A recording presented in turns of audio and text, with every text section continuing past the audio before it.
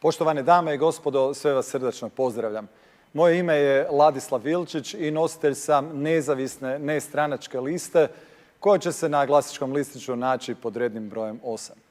Mi Hrvati koji smo nekad živjeli u socijalističkoj Jugoslaviji, u kojoj je bila jedina dozvoljena stranka, to je bila ona komunistička partija, smo uvijek prema Europskoj zajednici, Europskoj uniji gledali kao prema nekom prostoru slobode, demokracije, mira, gospodarske suradnje, dobrog standarda i mjesta gdje ste u javnom prostoru mogli otvoreno zastupati recimo svoju kršćansku vjeru ili nacionalni identitet. I mjesta u kojem se recimo na poduzetnika koji je bio sposoban zaraditi novac nije gledalo kao na državnog neprijatelja, nego kao na osobu koja doprinosi općem razvoju. Nažalost, kao zastupnik u Europskom parlamentu u proteklom mandatu moram reći da se situacija promijenila.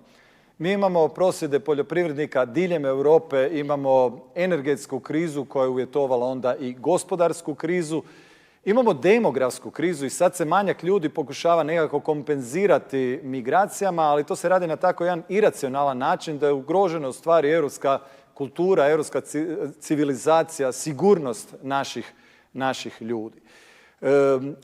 Ursula von der Leyen čak kaže da ne bismo smjeli čestitati drugima Božić, jer kao spominjanje Božića je diskriminacija onih koji nisu kršćani. Nameću se nekakvi čudni društveni koncepti poput promjene spola, LGBT agende. Uostalom vidjeli ste na ovogodišnjem Eurosongu kako izgleda taj koncept društva koji se sad proklamira u Europskoj uniji. Zeleni u Europskom parlamentu, njima više ne smetaju samo krave za koju kaže da proizvodi metan, nego sad kažu i da mi ne bismo smjeli imati više djece jer svako dijete proizvede 50 tona CO2. Tako da oni u stvari nas i našu djecu nazivaju parazitima koji štete planetu.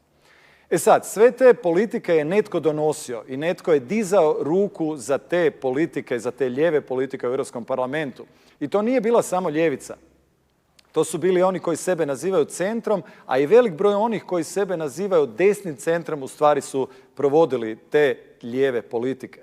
I nemojte misliti da se to vas ne tiče. Dakle, svim europskim građanima je porasla cijena hrane, porasla cijena energije. Dakle, žrtva su svi europski građani tih politika, a iznad svega su žrtva naša djeca koja su preko društvenih mreža pod velikim pritiskom te agende koja se agresivno nameće.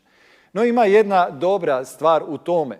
Sve više ljudi vidi loše posljedice tih politika, sve više ljudi je spremno stati u obranu, reći ću, zdravog razuma, istine, slobodnog tržišta i jedinog održivog koncepta društva, a to je onaj koji se temelji na obitelji.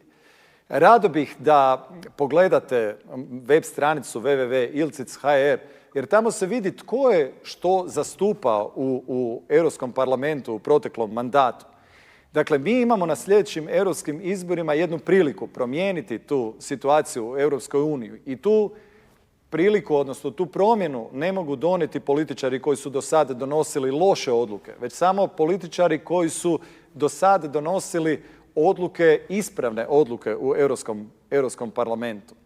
Zato bih vrlo rado da se već sad odlučite, čvrsto odlučite da ćete izaći na izbore za Europski parlament 9. lipnja i ako cijenite te vrijednosti za koje se ja zalažem u cijelom svojem mandatu i cijeli svoj život, da podržite kandidate koji dakle zastupaju te vrijednosti.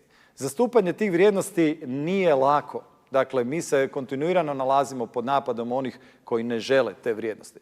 Međutim, promjene u Europskom parlamentu su moguće i one su važne. I zato bih rado da izađete na izbore i preporučujem naravno da glasate za listu broj 8 kako bismo zajedno mijenjali Europsku uniju u dobrom smjeru.